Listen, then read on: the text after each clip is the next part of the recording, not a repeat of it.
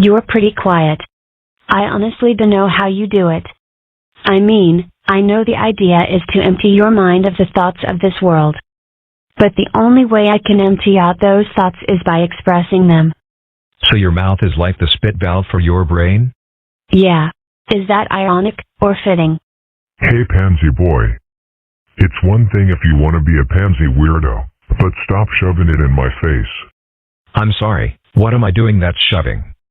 Now you're shoving your weirdness in my face even more. That does it. Hey Ozy. What's up? I think I lost a game of 20 jock questions. You're doing it again. Pansy. Shoving your weirdness in my face. Look, Jeremy, you really will have to be more specific. Whatever I'm doing that's bothering you, I can't very well stop it unless you communicate better.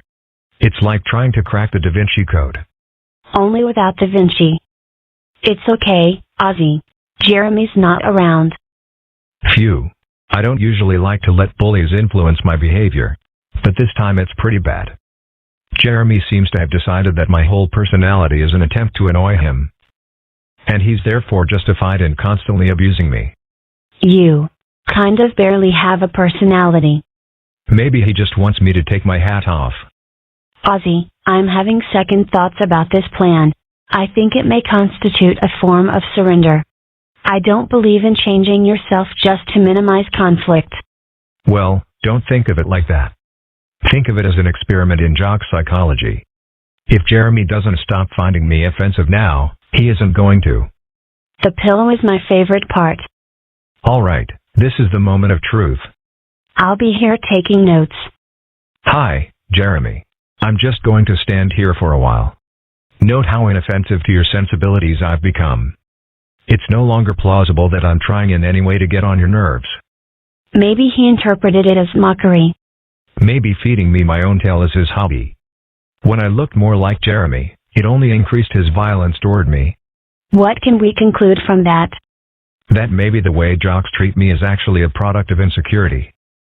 If that's true, maybe we should actually feel bad for them. Maybe we can never loathe them as much as they loathe themselves. Not that you don't try. Mom says there's no such thing as loathing lessons, but I think she just doesn't want to pay for them. If jocks are mean to you because of self-loathing, does that mean in some way you remind them of themselves? I don't think so. I think it's more a matter of social pecking order. They assert their superiority over us because their whole sense of worth is founded on what they're not. So, be glad you don't have to resort to that. That's because I'm not some stupid pencil. You asked to see me, sir? Yes, come in, Ozy. I'd like for you to stop giving poor Jeremy a hard time. Wait, what, sir? Walking around, being all different.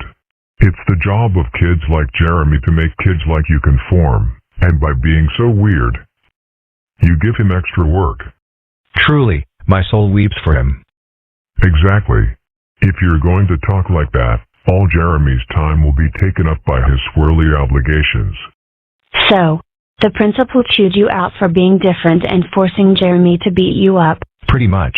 But I guess I'm used to authority figures not being in my corner. I can still take comfort in the fact that I don't have to resort to bullying to salve what's inside me. Low self-esteem must be a terrible curse. Some things are better left unknown.